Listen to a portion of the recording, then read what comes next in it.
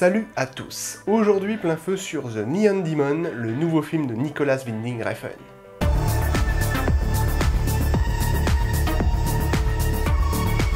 Ah, Nicolas Winding Refn. Rien qu'entendre ce nom, ça me donne envie d'aller partout sauf au cinéma. Cela dit, je dois avouer que ce film a eu le don de m'intriguer à un tel point qu'il fallait absolument que je le voie en salle.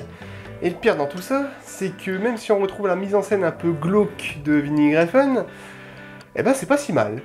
Tout d'abord, Nicolas Winding Refn, c'est qui? C'est le réalisateur du très dérangé Bronson, du cultissime Drive que j'ai trouvé plutôt sympa dans le genre, ou encore de Only God Forgive que j'ai personnellement détesté avec son ambiance muette, son sadisme gratuit et ses filtres rougeâtres absolument dégueulasses.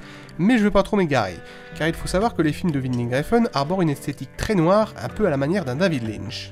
Pour en revenir à The Neon Demon, on suit Jessie, une jeune adolescente qui souhaite entrer dans le monde de la mode afin de devenir mannequin. Elle sera bien sûr en compétition avec d'autres modèles qui sont tout aussi jolis qu'elle, mais un peu moins angéliques. Avant de parler des thèmes principaux du film que sont l'âge et la beauté, je veux revenir sur ma petite référence au cinéma de Lynch, car pour The Neon Demon, on retrouve un peu le même genre d'ambiance avec un style visuel à la fois sombre et coloré. Bon, je sais ce que je viens de dire n'a absolument aucun sens, c'est pour ça que je veux être plus précis.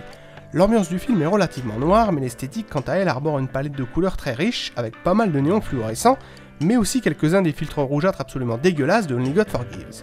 Fort heureusement, il n'y en a pas beaucoup, ce qui m'a permis de pas trop dégobiller sur le film.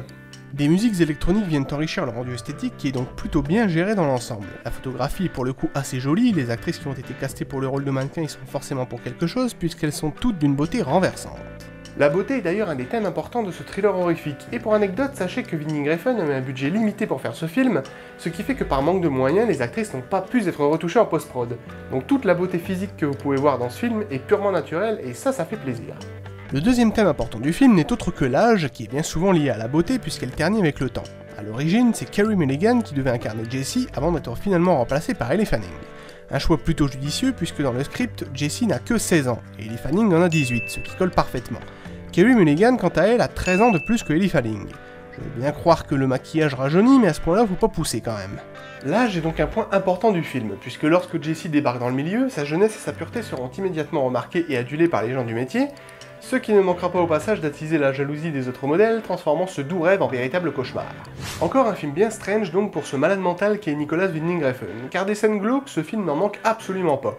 Il y en a d'ailleurs une en particulier qui m'a bien marqué pour son côté vraiment malsain. Je vous en parle? Allez, je vous en parle. Mais pour pas vous gâcher la surprise, on va dire que c'est spoiler, donc si vous n'avez pas vu The Neon Demon, jetez un coup d'œil là-haut, et ne revenez qu'à la fin des spoils.